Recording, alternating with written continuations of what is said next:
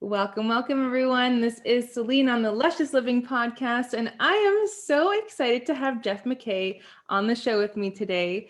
I first heard Jeff at the Light Cellar. For those of you in Calgary, I know a lot of you are not in Calgary, but it is a beautiful hub of elixirs and superfoods and community. And I went to see Jeff last year, I believe it was, and he was speaking about the medicinal properties of mushrooms and microdosing. And I was fascinated by his journey and his story. And he is a superfoods advocate. Again, a special passion for the medicinal mushroom side of things, and psilocybin. And he is really a wizard with this information. So he's, teaching these modalities, playing hockey, gardening, and, walking through the trees, looking at the different mushroom varieties. So I know you're going to learn so much from him today. So Jeff, thank you so much for being on the show.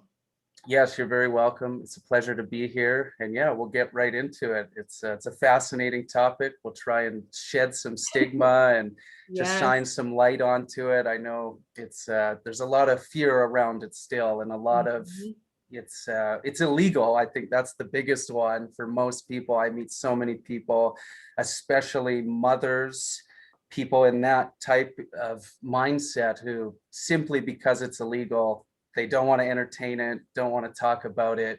Yet I've seen so many mothers, they're brave, they step out, they know they need some help, they try it, and it turns their whole life around. So might not be for everybody, but we'll do our best to just try and shed some of that fear.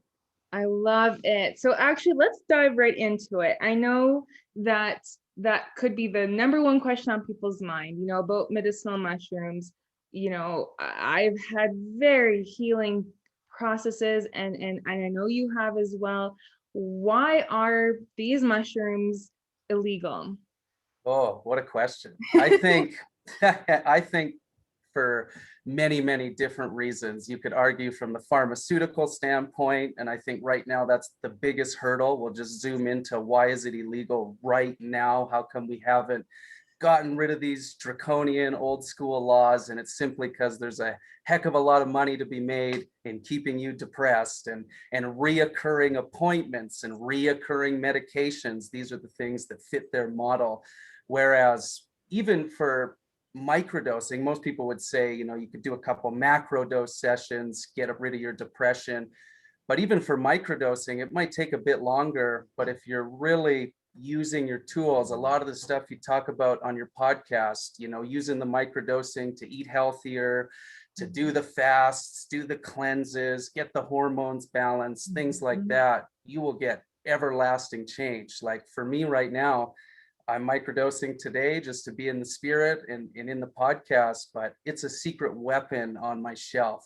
I'm not in a routine. I don't do it regularly anymore, not because it sucks now or something, but because it's shown me so much. And often now when I reach for that microdose, so much comes to mind that I could be doing instead. And it doesn't come from a shame or anything like that. I've worked through a lot of that. So I think that's why it's illegal, because you can actually get everlasting, complete healing through these substances. Amen to that. I think there's been so many times where there has been different plants that help us see ourselves and the world in a different perspective. And if all of a sudden we start to question, like, why am I the way that I am? And why do I keep doing, the things that I do? And it kind of, can take away, it'll force us to create a new model of a way of being. And so, I mean, even just asking those questions, totally. You're taking yourself from, instead of being a victim, why is it happening to me? And you're more exploring, why is it happening? What can I do about it? They're empowering questions, not, disempowering. And there's just such a big difference. I know for me, I think I was in the doctor's office for 15 minutes, boom, you're depressed, checked into the box. And again, they love that. They don't want you asking the big empowering questions. And it's just what we got to do. And it's not, it's nice on this side of it, but going through it is very difficult. Sometimes the answers to those questions aren't very nice, and it takes a lot of work to go through them, and a lot of looking in the mirror, but it's beautiful. And I think that's the biggest thing is looking in the mirror and looking at taking back our responsibility. And that's a big thing that these mushrooms or any kind of plant medicine can teach us. So for those of, of my listeners who are thinking, okay, what is microdosing? What the heck are they talking about? Can you go into a little bit about that?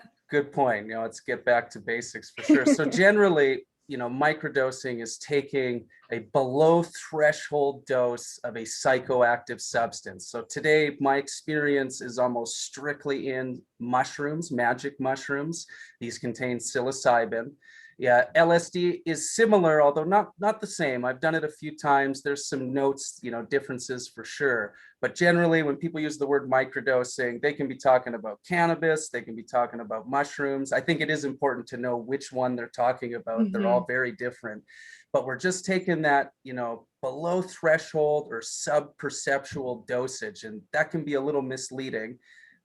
We'll just get into some numbers here. It makes it easier. But generally, if you're going to do dried magic mushrooms, you're doing about 1 gram to 5 grams, depending on the intention. This is going to involve, severe visions, distortions. You're not going to be able to drive, communicate. You should be in a very safe and secure environment. It's a whole other topic, but you're not going to go about your normal daily activities. When we talk about microdosing, we're in the definitely below 0.5 gram. And for anybody new, that's a lot. I'm talking, if you've never heard of this before, you're looking at the 0.1 of a gram. 100 milligrams would be kind of your entry point. If you're super sensitive, if you're a very, very small person, although it doesn't always work that way, you could even do 50 milligrams. But you're not going to have vision distortions. You're not going to be out of this world or anything like it. It's extremely heart opening, for better or for worse. You're going to connect to your emotions on a deeper level. For maybe a better way of saying that is you're just going to feel your emotions a lot more extremely. And again, for better or worse, if it's good emotions, it's amazing. If you're seeing plants and beauty, boom, that can lift you right up.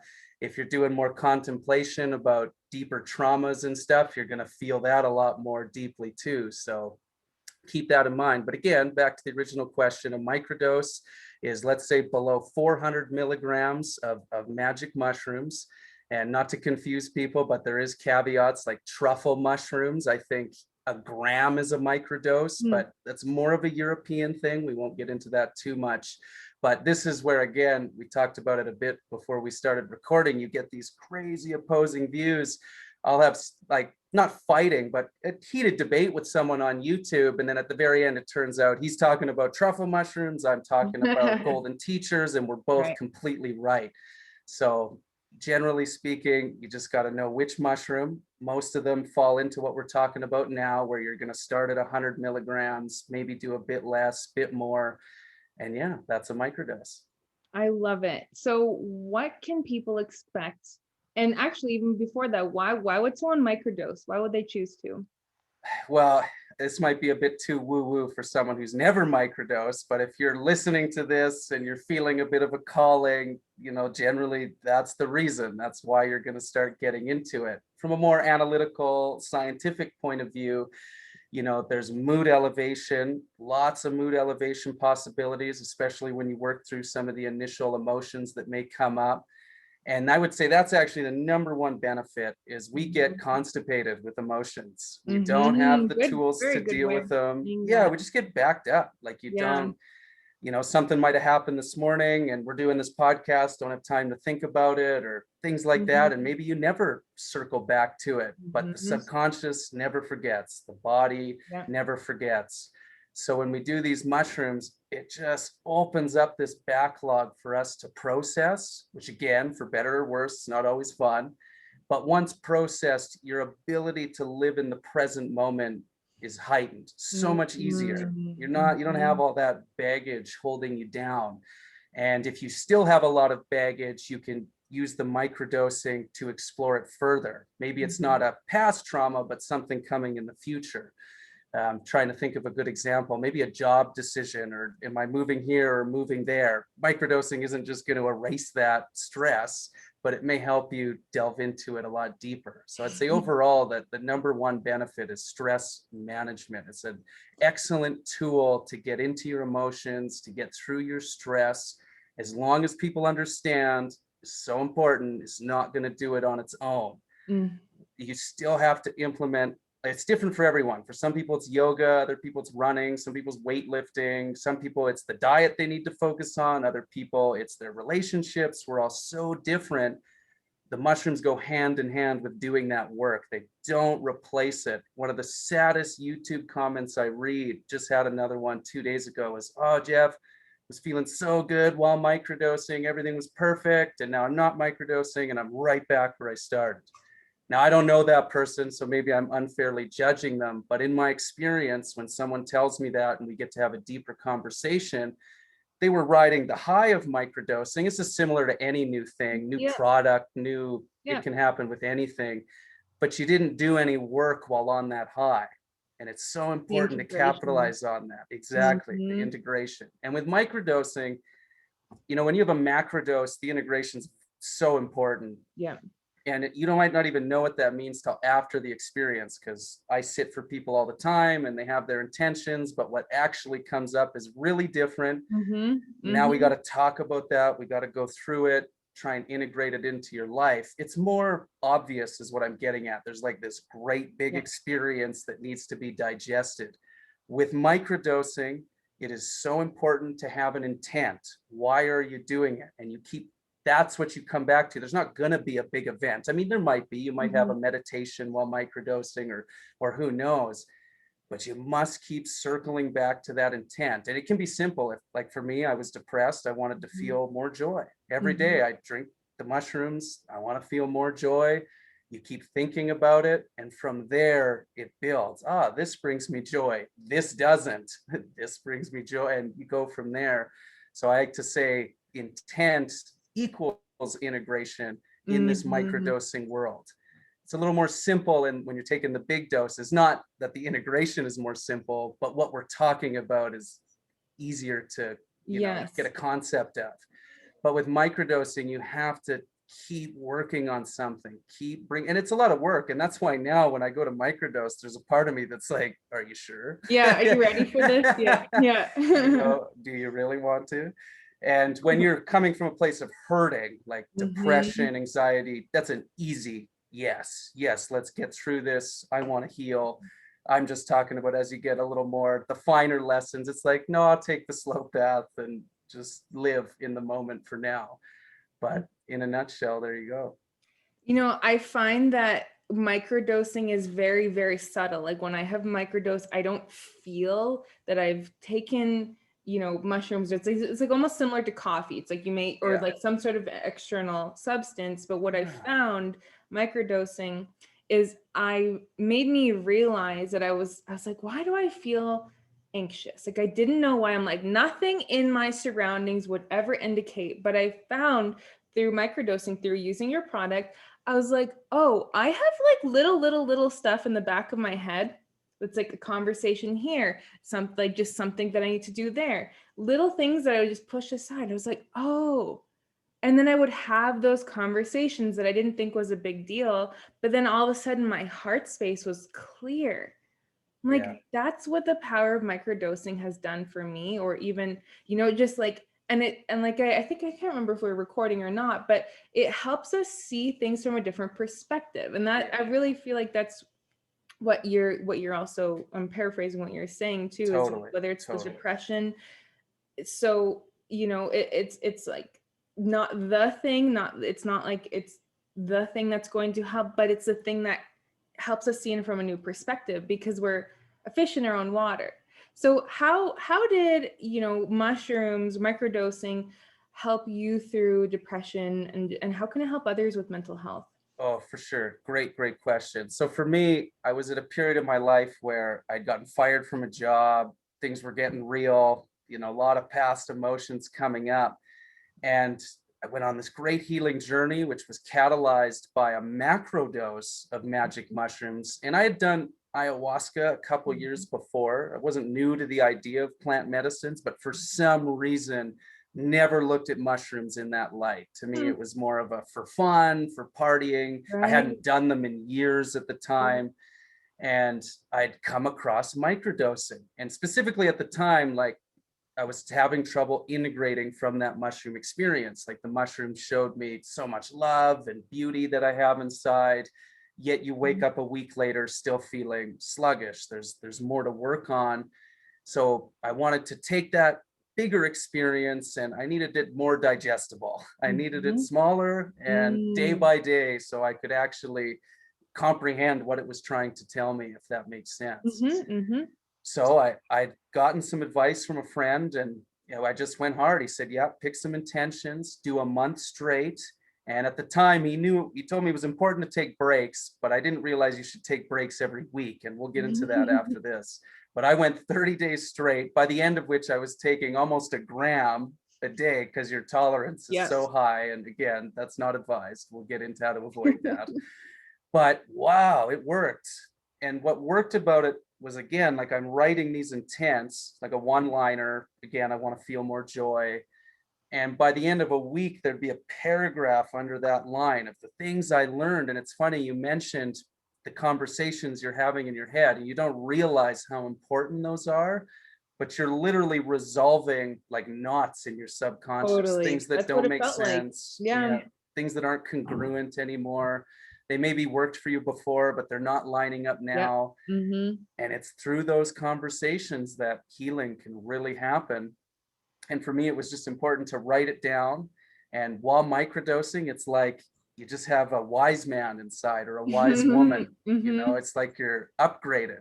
Whereas I think back to when I was super depressed, the voice inside is saying the nastiest, meanest things.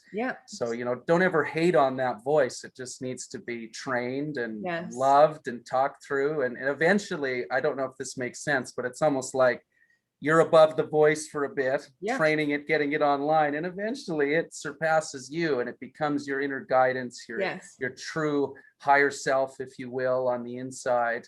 I don't know if that's truly your higher self, but that's how I like to look at it. My voice inside went from being completely untrustworthy, telling me I'm worthless, to now giving me guidance and showing me the beauty.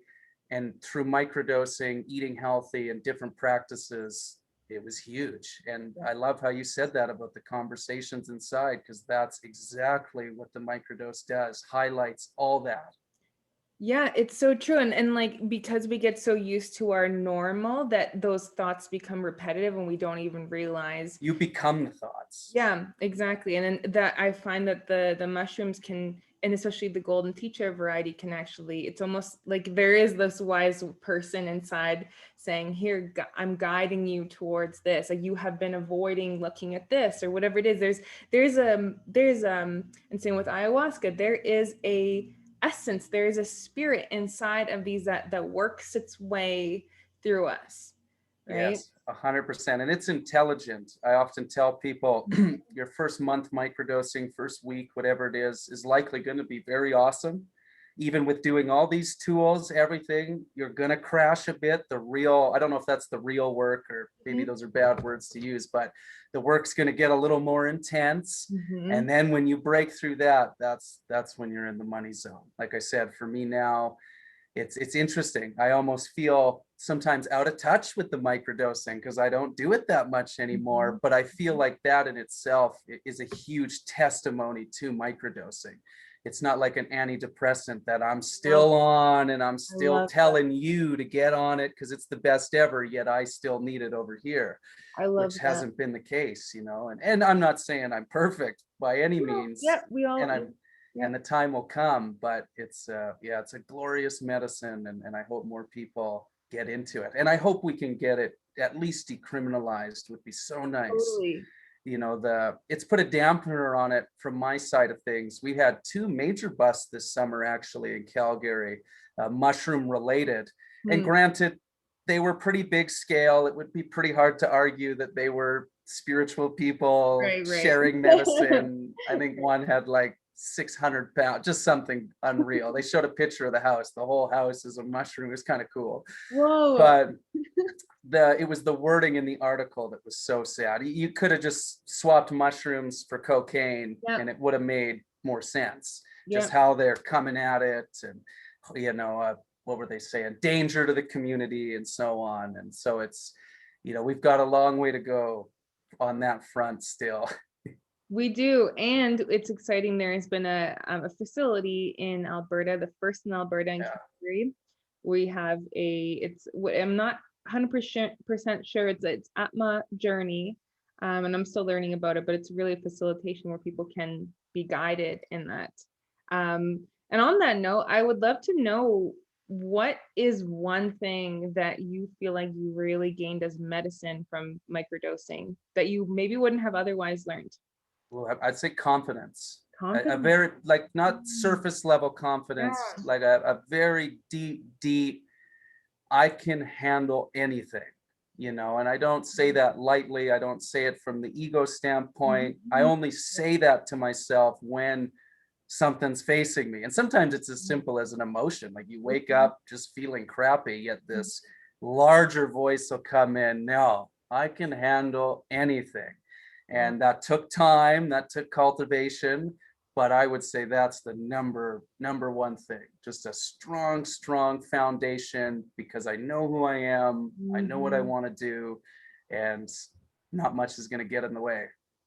I love that. I think that level of confidence is so important to navigate this world, right? Because whether it's the climate of today or any other time in life, I think that is the medicine that we could all need more of, right? So who is microdosing for and who's it not for? Well, we'll start with the not for, and this is almost a cop out. It's kind of what everybody says. Maybe not a cop out, but a bit of a teleprompter response. If you have history of bipolar, schizophrenia, deep mental health issues of that nature, the standing theory is you should not, especially macrodosing. Now, this is not medical advice, but if it was me and I was given a schizophrenic labia and I didn't feel that fit very well, I would try microdosing. I've worked with people, I've seen it help. Now, when I say I've worked with people, these are people, they decided to do that. I would never try and convince someone, to do anything really, especially something like this. But that's the teleprompter response. And if you truly are very bipolar, very schizophrenic, it's tough to talk about, because I've talked to people who are schizophrenic and they fit that description in my mind. Yes, you have kind of two things going on. I don't know, 1 minute you're this, the next you're that.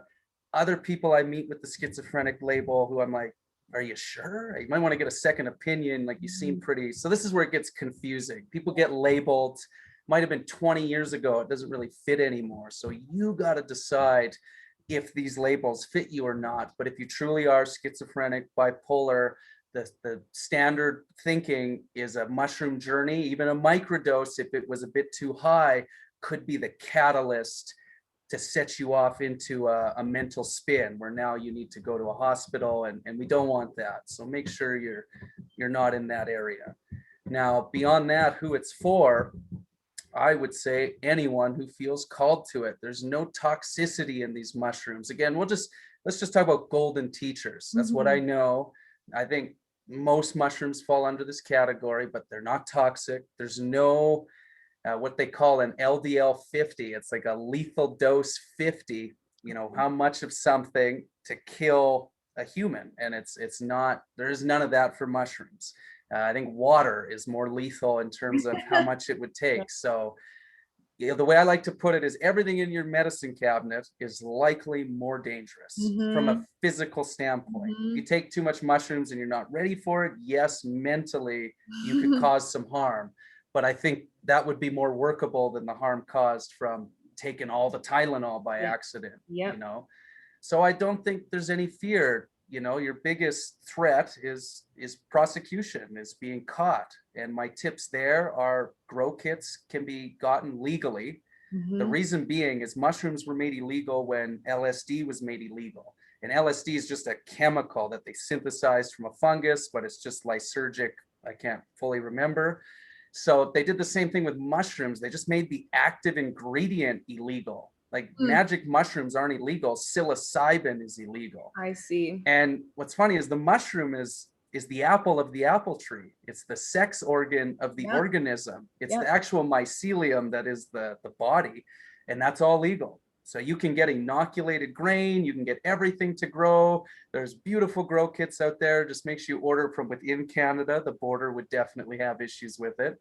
And it's not illegal until that mushroom fruits out. And by that point, it should be in your home. It should be a private matter. You're not telling absolutely everyone.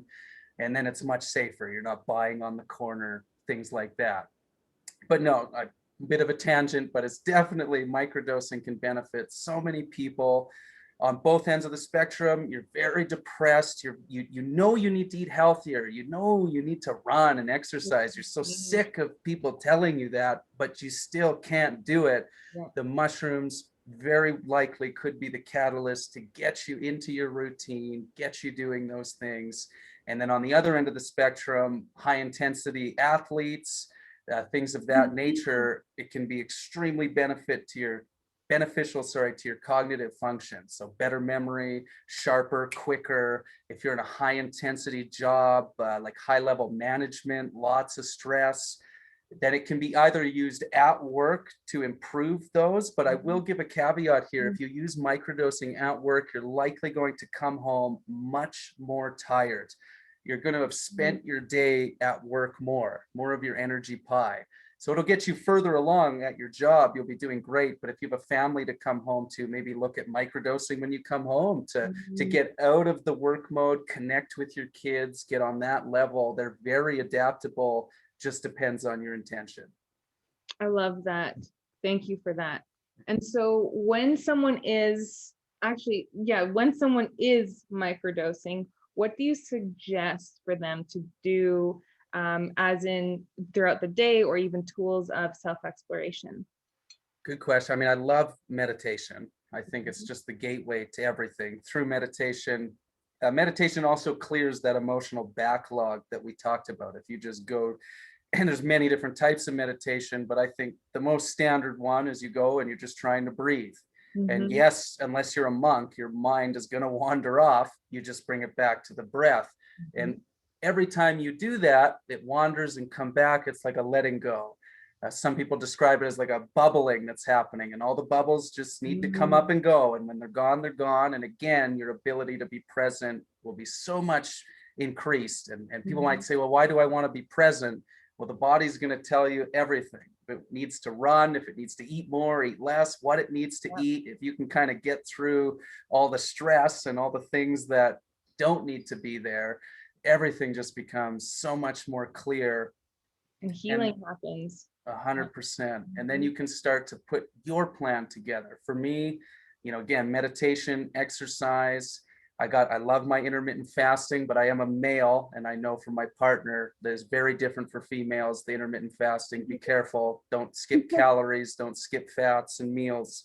You'll get into a world of hurt. But for me, I know my formula, and it was so hard to get there. I think I knew for a long time, but again, you just don't want to do it, or the motivation is lacking.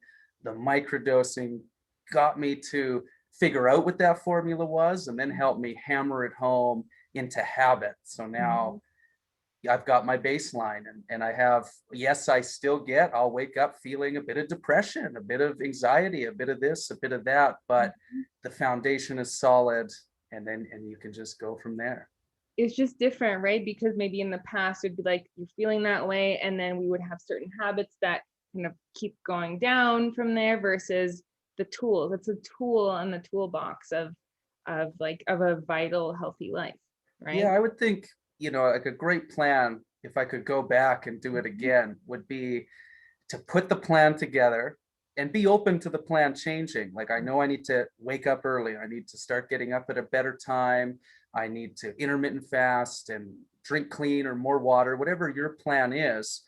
And then start microdosing to make that whole experience fun and enjoyable and curb any stress, because often that's what breaks us. Day 4 of this new routine, we've got no fun, we've got no love, no joy. So you got to have something to help push you through. And exactly, then that's how I would go back and start to use this, because it's not going to do anything on its own, or at least it will for that short amount of time. But if you use this the right way with the right pieces in place, and if you're listening to this podcast, you've got lots of great episodes of some amazing tools, put those together. Even the EFT, the emotional, for all that stuff, all of it flies. And then you just build that routine up, and those benefits will be there long after the microdosing's gone. And this is backed by science. This is what the mushrooms do. They break down that default mode network, your default mode. So all your habitual patterns, they're going to lower those. They're going to, fresh snow on the ski trail. So you can now go the way you want, instead of having to try and break out of your old tracks. There's still going to be a little bit of that. There's no way to completely avoid that. But instead of trying to fight off that old trail, it's like it snowed first. That old trail's still underneath, but the ability to carve your own new path is way easier. And that's what the science is telling us, is just breaking down that default mode network. And now you can rebuild it how you want to build it. And just keep in mind that emotional backlog stuff. If you have this great plan and then your first few days you're just crying a lot, that's so okay. Journal, learn. It's likely a lot of past stuff. You don't have to get too hung up on it. And yeah, it's a beautiful experience. I love that ski hill or that hill analogy, right? It's so true. It's the thing that helps us to, right? And it's like that inner wisdom. We know what to do, and maybe there's something that's getting in the way, old patterns, whatever it is. And it's an opportunity to start fresh and ingrain those new habits. So, I mean, last but not least, really, and I'm like, how can people start to microdose? And then tell us a little bit about neurogrowth. For sure. So when it comes to microdosing, I mean, finding the mushrooms, unfortunately, you're on your own. NeuroGrowth can help you find the magic mushrooms. Not yet. I hope one day we'll get there, and it'll be fun, because there's lots of different qualities out there. But let's say you've either grown it or you've got your dried magic mushrooms in your house. You're now going to want to powder them. So just the cheap magic bullet blender is awesome, or a coffee grinder will likely be enough. And you turn your mushrooms into a powder. This is important because the stems and then the caps have different potency levels. So instead of one day taking a cap and the next day taking a stem, you want that all blended together. So you have an average level of psilocybin in your powder. This will make finding the dose way easier. If you have different potencies, then one day 100 milligrams might be too much, and the next day you don't even feel it. So again, that powder stage is really important. And then from that powder, now you want a jeweler's scale. I think they're about $30 on Amazon. I wouldn't cheap out on that. Like, you don't need to get a nice one. I just mean I wouldn't skip out on buying one. Get that little cheap scale. I think it's accurate to the 100th of a gram. And now you can start to weigh your microdose. And with that weighed powder, the world's your oyster. You can put it right in your mouth if you want to. I've got friends who love that. They say they taste good and they like it. I look at them very funny. I'm more into make a delicious hot chocolate or elixir, morning coffee, boom. It's so simple, and it's such a small amount, like 100 milligrams. Now, it depends on the mushrooms you get and how dried they were. This is, again, why a scale is so important. Like, as an example, I grew mushrooms and I couldn't dry them as good as my friend. So 1/8 of a teaspoon is only about 100 milligrams, maybe 110, pretty perfect. His mushrooms, 1/8 of a teaspoon is about 250. And the difference there is insane, especially if you've never microdosed before. A 250 would probably cripple you. Like, you're not going to work, you're going to feel very emotional and so on. So don't cheap out on the scale.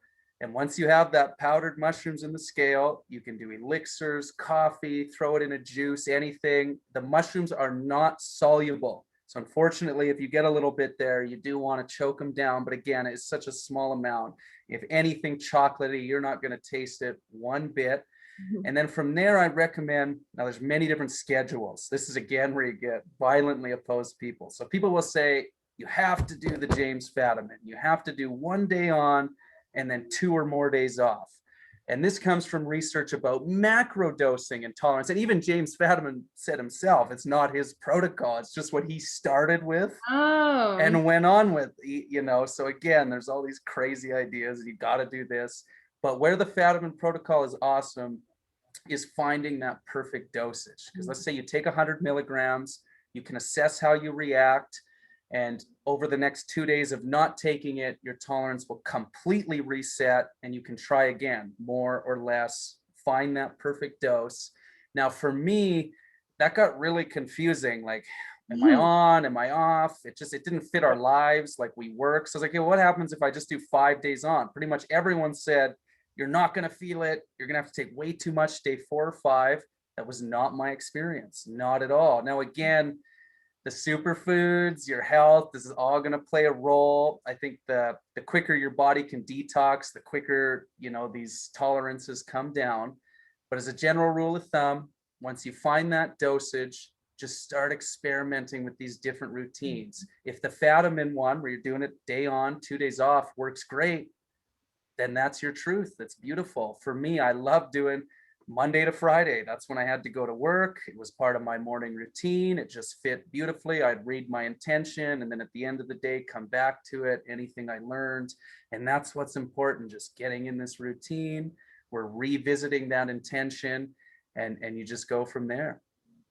Yeah. I love that you have an approach that's not dogmatic. It's like, your wisdom. Can't be.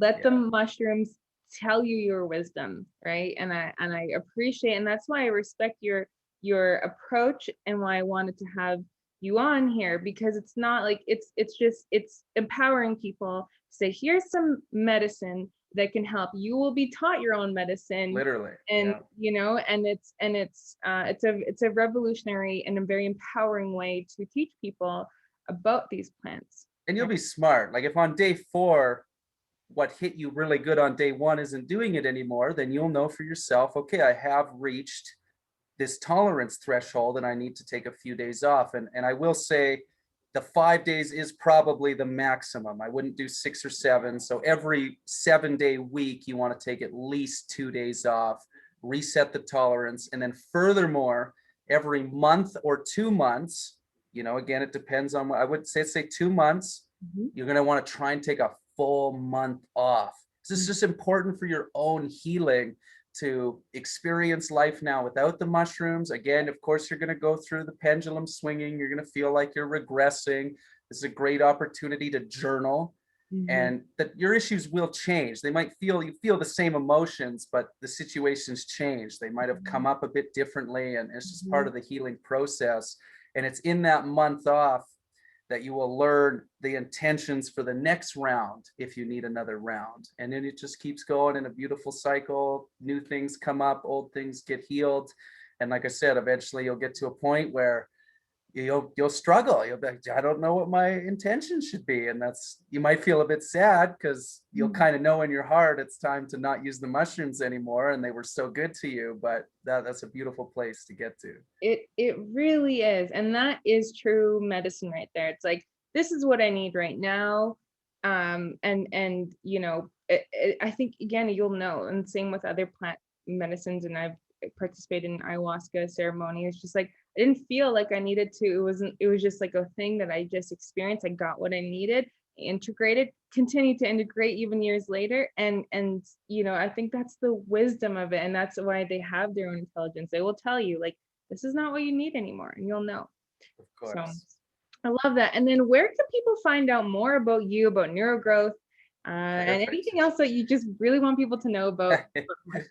Yeah, so you can find us at neurogrowth.ca. We've got a great blog. My friend Andrea puts a lot of work. Anything you see written on there is her. Don't give me credit for that. Anything you see on video is generally me. It's a good partnership, and she does great work, and she's a mother herself and just brings such great perspective to the space. And that's why I bring up the mother stuff so much. People might say, well, geez, Jeff, you're obviously not a mother, but it's just because of my good friend Andrea. She's given that beautiful perspective. And our goal is just to destigmatize. It's honestly just a fun project. We do videos and blogs and recipes. If the day comes when magic mushrooms are made legal, you know, hopefully we would hop in to help and guide that and help sell them and facilitate that experience. It's hard to say. I mean, if you look at how cannabis went, it quickly became a rich man's game here. So it's tough to see where the world will go. But right now we do it for fun, and big on that destigmatizing side of things. If you're someone who you laugh when you hear magic mushrooms, it just brings up all these knee-jerk reactions of that's a stoner, that's a hippie, that's a this, that's a that, you know. And it's so funny on the YouTube. I'll talk about cannabis, so you get a lot of it. No, you had me at the mushrooms, but I can't even tolerate the cannabis stuff. Or, oh, you know, I like cannabis, can't tolerate that mushroom stuff. But so it's so interesting to find the walls that people have put up. And I just try and be there to smash them down when people are ready. I'm not trying to cross any boundaries, but, you know, I think most people, those knee-jerk reactions are coming up so you can heal them, deal with them to get to this medicine that's maybe desperately calling you. So that's a good point. I think there's always a reason why we have a strong reaction to something. So yeah, I was really lucky, side note, early on in my healing journey to recognize that whenever you get a knee-jerk reaction, just instant thoughts, and they're usually rejections, almost always. I'm not talking about ignoring your gut feelings here, but just these instant rejections to things, the made up stories already there, the words, ask yourself where it came from. I recognize that early on. That's programming. If we were gonna, like, what is programming? That's how you recognize it. When someone's got the knee jerk, the story's already printed. So if you recognize that in yourself, doesn't mean it's wrong. Just ask some questions, explore it deeper, and you might be able to let go of some of those crazy reactions. I love it. It's so true. And that's really the process of that inner journey. And then again, when our inner state changes, our outer world ends up changing as well. Right. 100%. So, I love it, Jeff. This has been so much fun. Is there anything else that you wanted to share about the mushrooms? Or take it slow.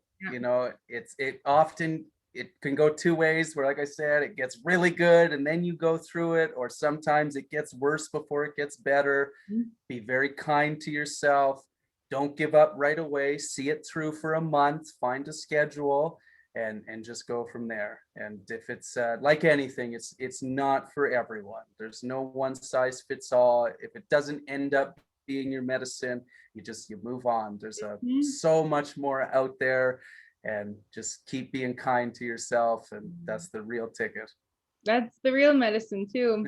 Yeah, I love it. Thank you so much, Jeff. I will share all of your links, everything that you've heard about, even blog posts that will be all shared in the description. Thank you so much for being on with me today, and enjoy the rest of your day, everyone. Cheers.